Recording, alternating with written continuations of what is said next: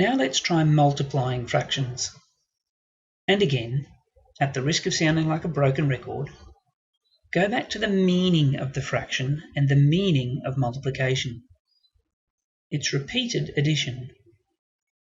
Sometimes with fractions, it helps to read the times sign as of. 2 times 1/3.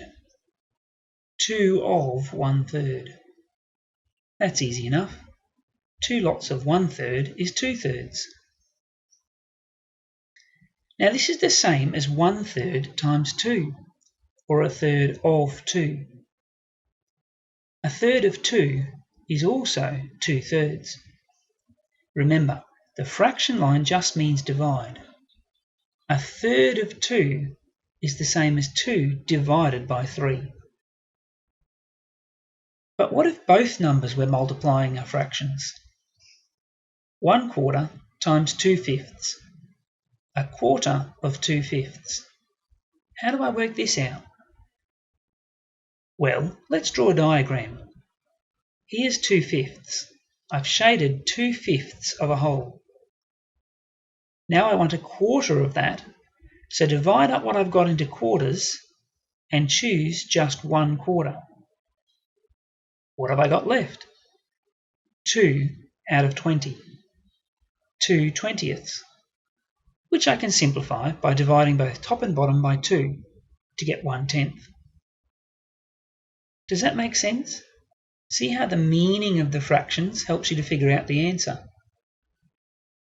I can do this just as well the other way. 2/5 of 1/4. So start with 1/4 shaded in, divide that up into fifths, and choose 2 of those fifths. I have the same answer, 2/20, which is 1/10. Let's try another example exactly the same way. 2/7 times 3/4. 2/7 of 3/4. So draw 3/4, divide that into sevenths, and choose 2/7. How much is left shaded? 6 squares out of 28. And 6 and 28 have a common factor, 2. So divide top and bottom by 2 to get 3/14. Easy. Can you see how you could work this out without drawing the diagram?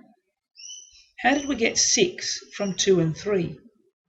And how did we get 28 from 7 and 4? Okay, what about mixed numbers? 2 and 1/5 multiplied by 3/4.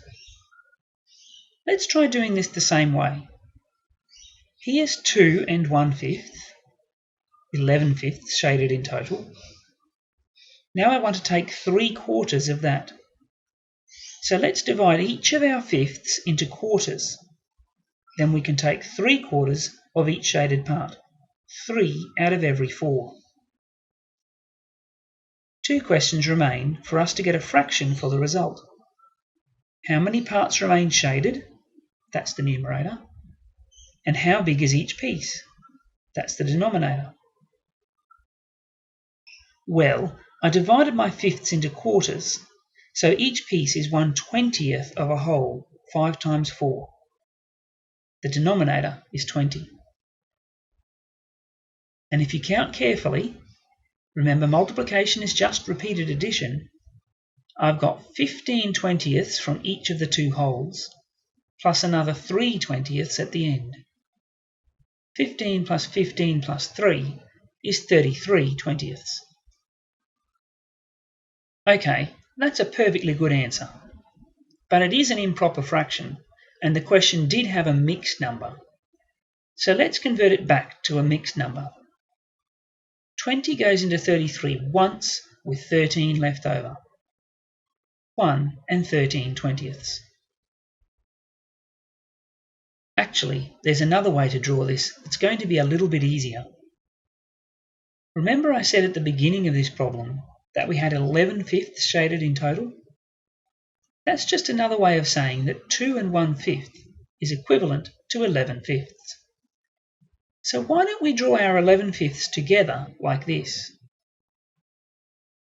Now divide that into quarters and keep 3/4.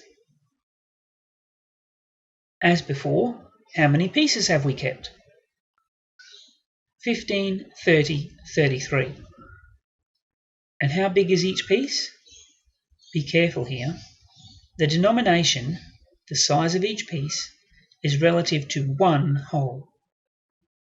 Each whole here has been divided into 20 pieces, 5 times 4. So the denominator is 20. And we've got the same answer as before, 33 over 20, or 1 13/20. Look again now without the diagram. How did we get 33 from 11 and 3? And 20 from 5 and 4? You're on the way to the standard algorithm for multiplying fractions. One more example with mixed numbers. Do you think we can do this without the diagram? 2 2/3 times 1 1/4. Convert to improper fractions.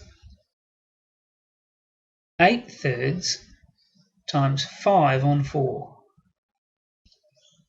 Now how did we get the top and bottom of the fraction for the result? 8 times 5 is 40, and 3 times 4 is 12. 40 over 12. Shall we check that with a diagram? Here's 2 2/3, or 8/3 in total. Now I need 1 1/4 of those. How many pieces have I got? 40 in total. And how big is each piece? Each whole has been divided up into 12ths. 40 12ths. Excellent! But 40 and 12 have a common factor, 4. So divide 40 by 4 to get 10, and divide 12 by 4 to get 3. 10 over 3, or 10/3. And since the question had mixed numbers, let's convert our answer to a mixed number too. 3 1/3.